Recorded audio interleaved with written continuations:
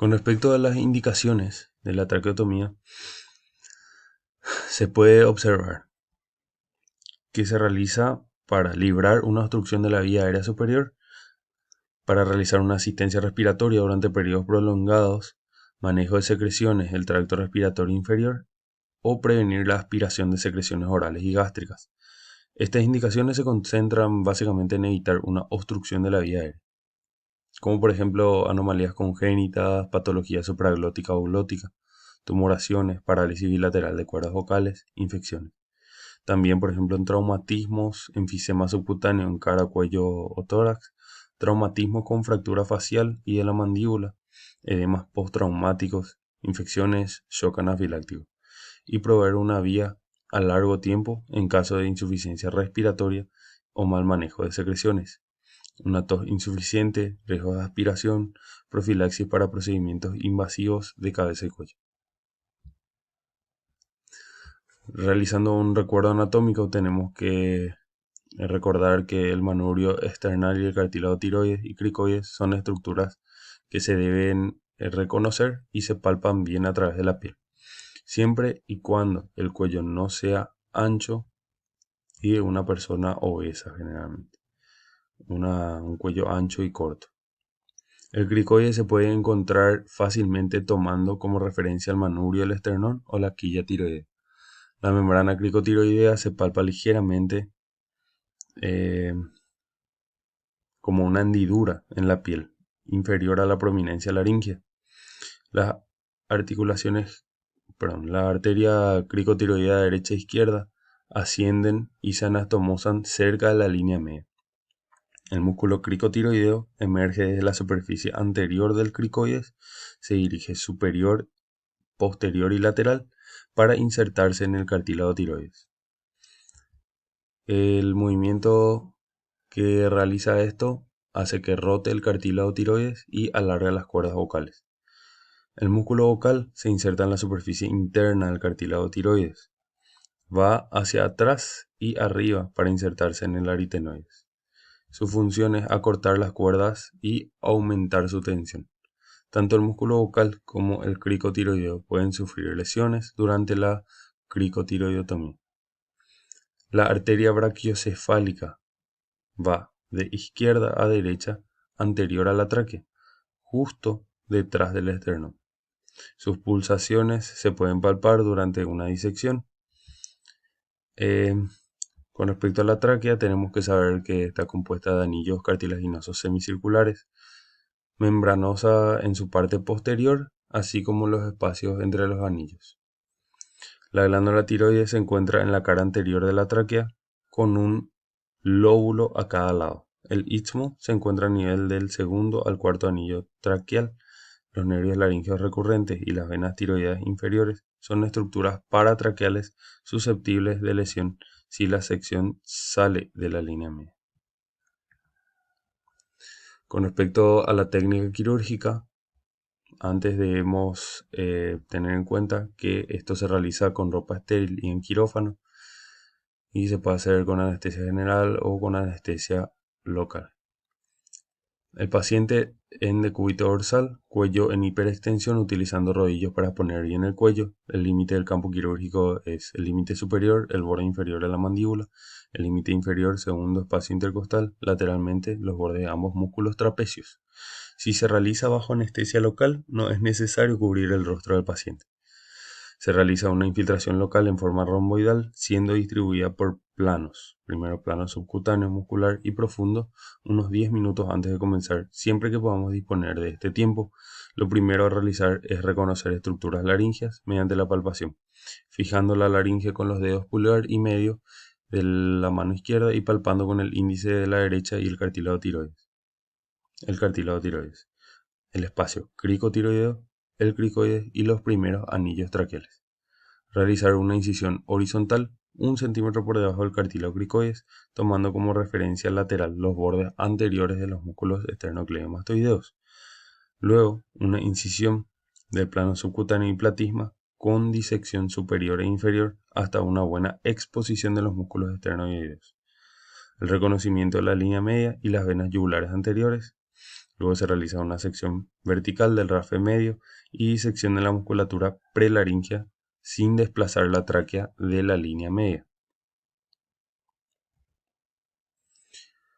Importante tener en cuenta que se debe contar con un aspirador durante la apertura de la tráquea, ya que luego de su apertura suele haber expulsión de secreciones y para mantener el campo quirúrgico limpio. El balón de la cánula debe funcionar correctamente. Eso debemos cerciorarnos una vez ya teniendo la cánula y antes de introducirla en la tráquea. La incisión traqueal puede ser de distintas maneras. Puede ser vertical a nivel del segundo o tercer cartílago. Puede ser una incisión horizontal, una incisión en el ligamento interanular a nivel del segundo o tercer anillo y extracción de la parte anterior, que es lo que se suele hacer. Incisiones circulares o en forma de chanela superior, que lo que hace es que la pared anterior traqueal se sutura a la piel. Esto facilita los cambios de la cánula. Puede hacerse también incisión en H, en cruz. Bueno, luego de la incisión se observa en la imagen que se realiza puntos de fijación de la tráquea a la piel. Generalmente nosotros no hacemos la sutura a la piel. Una vez abierta la tráquea, se introduce la cánula, se fija con el balón, se observan los signos vitales y la saturación y se fija la cánula alrededor del cuello. ¿Cuáles son las complicaciones intraoperatorias? Dificultad para la localización de la tráquea, más todavía en niños o cuellos cortos y anchos. Hipertrofia de la glándula tiroidea o tumor que desplace las vías aéreas. Hemorragia, por ejemplo, que haya un vaso comunicante o la vena yugular anterior. Neumotórax, cuando sospechamos eso, cuando generalmente ya se colocó la cánula de traqueotomía y no se ve la dificultad respiratoria tras eso. Neumomediastino, por un aumento de la presión respiratoria, que suele encontrar salida a nivel de la aponeurosis cervical profunda. Puede complicarse con un paro respiratorio, con un edema pulmonar agudo, una parada cardíaca refleja vegetativa, una fístula traqueoesofágica cuando se realiza una perforación entre la pared posterior y la pared anterior del esófago, o lesión del cartílago cricoides y nervios recurrentes. Con respecto a las complicaciones postoperatorias inmediatas o tardías, tenemos, como estábamos mencionando, la hemorragia postoperatoria también, el enfisema subcutáneo, desplazamiento de la cánula o tubo, oclusión del tubo o cánula por coágulos o moco, aspiración y disfagia, reflujo gastroesofágico o infección de la herida. Y con respecto a las complicaciones tardías, puede haber una afonía debido a una afectación de los laringeos recurrentes, granuloma, estenosis laringotraqueal, hemorragia tardía, puede haber fístulas traqueosofágicas tardías, cicatrización defectuosa de la herida y fístulas traqueocutáneas. Con respecto a los cuidados postoperatorios, es muy importante tener en cuenta la humidificación, el toilet pulmonar, la limpieza del tubo, la seguridad del tubo y cuidados de la piel que circunda el estómago.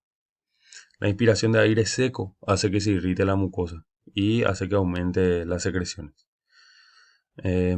También la traqueostomía promueve la aspiración de la saliva debido a que la tráquea, debido a que la tráquea y la laringe no sube correctamente y no se ocluye correctamente la vía aérea durante la deglución, por eso puede haber aspiración de saliva. Y pueden ser incapaces también de eliminar secreciones de forma efectiva, por eso es importante el toilet pulmonar de manera aséptica y atraumática. La resistencia al flujo pulmonar, tenemos que saber que la cuarta potencia del radio se relaciona con el flujo laminar y la quinta potencia del radio se relaciona con un flujo turbulento. Una pequeña reducción del diámetro de la vía aérea hace que pase de un flujo laminar a un flujo turbulento, por lo que esa reducción provocará un cambio importante en ese flujo. La seguridad del tubo. Una decanulación accidental puede ser inclusive fatal para el paciente y es más complicado durante las primeras 48 horas cuando la vía traqueocutánea no ha madurado.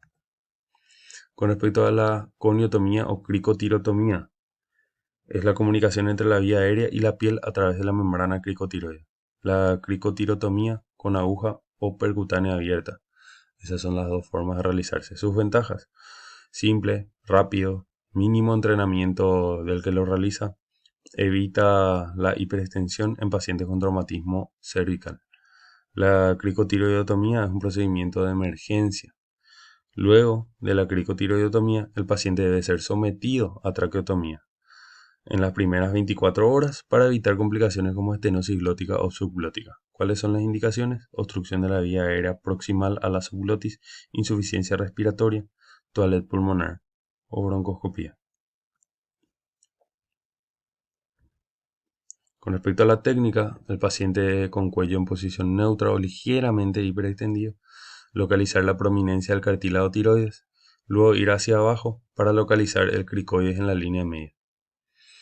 ¿Qué se hace luego? Por encima del cricoides se accede a través de la membrana cricotiroidea, justo por debajo de las cuerdas vocales. La incisión pasa a través de la piel, tejido subcutáneo, ligamento cricotiroideo y mucosa de la laringe subglótica.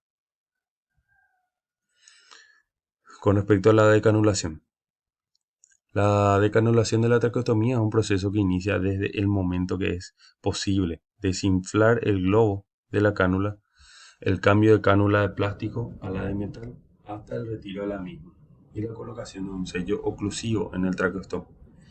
El proceso no es fácil de decidir ni de realizar en determinadas situaciones.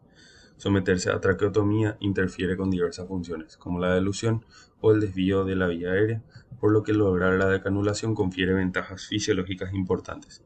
Sin embargo, no todo paciente con traqueotomía es apto para decanulación.